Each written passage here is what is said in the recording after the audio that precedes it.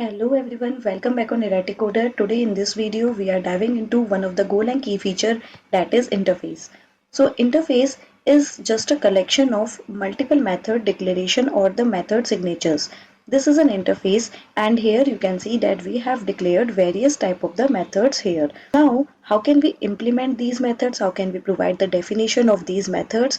In Golang, any type that implements all of these interface methods is called that it satisfies a particular interface. So here we have created an interface shape that contains two method signature. One is the area and second is the parameter. Now here we have created one struct that is rectangle. This struct is creating a rectangle type. This rectangle type consists of two fields, that is width of type float and height that is again of type float. For now, let's take single method area so that we can understand it in a better way.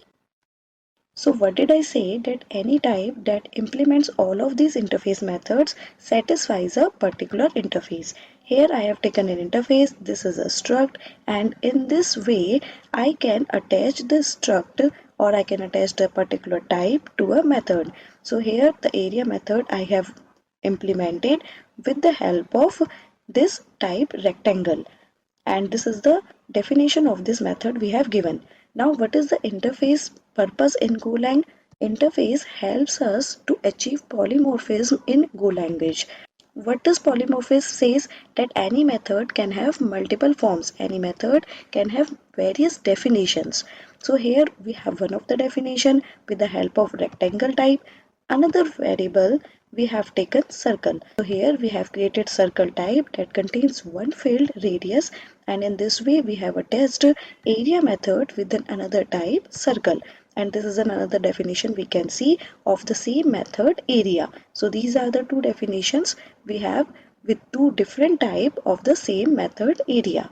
Now we have declared the function here. We have given the function definition also with the help of type. How can we call this?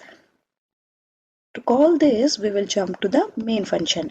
Now I have two type here, rectangle and the circle, that I have taken in the slice. If you are not aware with the slice, you can check on the top video. After taking a slice, I have iterated over the slice and I will be getting every item, rectangle as well as circle, in this shape variable.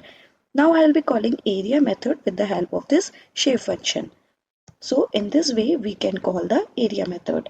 Now on the first time it will be calling area method for the rectangle struct, and the second time it will be calling area method for the circle struct. Let's run the code here. So here we are getting two area of this shape. Why we are getting two output? Because in slice we have taken two items and each item, each type is implementing the interface method area. So this is calling the shape.area. At the first time when we are calling the area with the rectangle struct, it will be calling this method, and in the second time when we are calling area method with the circle, it will be calling this definition.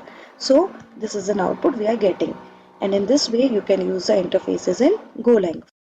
First you have to define all the methods that you want to implement in an interface. Defining an interface, you have to give the struct or you have to give the type that will be satisfying this particular interface, and that particular type will be giving the definition of all defined methods. So the same thing we have done here. We have given an struct and that struct is defining the area method. Similarly, we have done with the circle type, and that circle type is also satisfying the interface by defining the area method. So that's all for today about the exploration of interfaces in Go. If you like the video, do not forget to subscribe the channel and hit the like button. Until next time, happy coding!